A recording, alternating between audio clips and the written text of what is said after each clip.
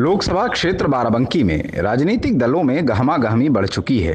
गठबंधन के बाद समाजवादी पार्टी और कांग्रेस नेताओं के बीच मुलाकात का दौर भी शुरू हो गया है। गठबंधन बाद कांग्रेस के संभावित प्रत्याशी तनुज पुनिया लगातार सपा के नेताओं से मिल भी रहे हैं। पदाधिकारियों और कार्यकर्ताओं के बीच आपसी समन्वय बैठाने का प्रयास भी किया जा रहा है, लेकिन जनता के मन में गठबंधन प्रत्याशी को लेकर संशय अभी भी है। दरअसल बाराबंकी शहर में मतदाताओं के मन में कांग्रेस के वरिष्ठ नेता और पूर्व सांसद डॉक्टर पीएल पुनिया को लेकर सॉफ्ट कॉर्नर अभी भी बरकरार सा लगता है, खासकर गरीब तबके के मतदाताओं में।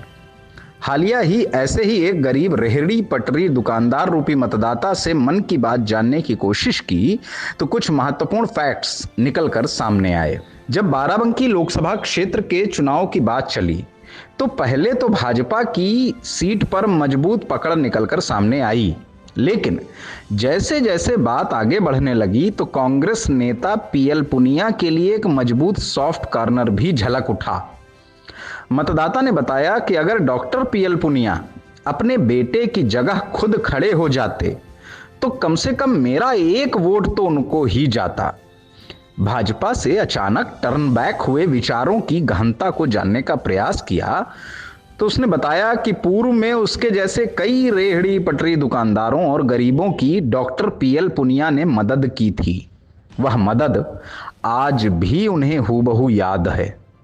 गौर करने वाली बात यह है कि गरीब तबके के आदमी को आज भी पूर्व सांसद द्वारा की गई मदद उसे याद है, यानी गरीब इंसान कभी अपने मददगार को नहीं भूलता। ये बात भी सामने आ ही गई। उसने खुलकर कहा कि अगर कहीं डॉक्टर पीएल पुनिया प्रत्याशी होते तो मैं उनके समर्थन में होता। फिर पूछा गया कि डॉक्टर पुनिया की जगह उनके बेटे तनुज पुनिया ही प्रत्याशी हो सकते हैं, तो उसने साफ तौर पर कहा कि तनुज में वह बात नहीं जो डॉक्टर पीएल पुनिया में है।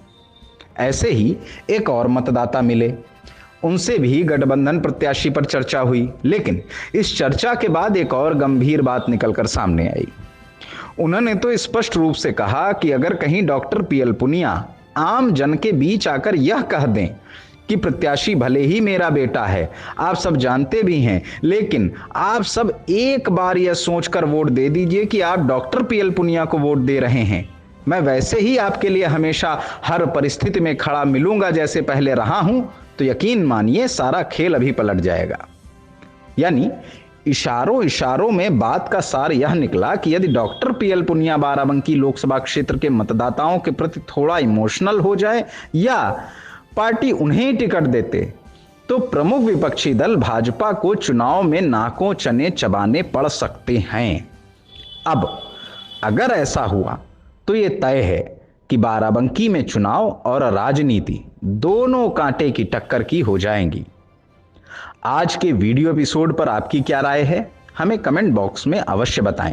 हमें आपकी राय और सुझाव का इंतजार रहेगा। मिलते हैं अगले एपिसोड में, तब तक के लिए जय हिंद।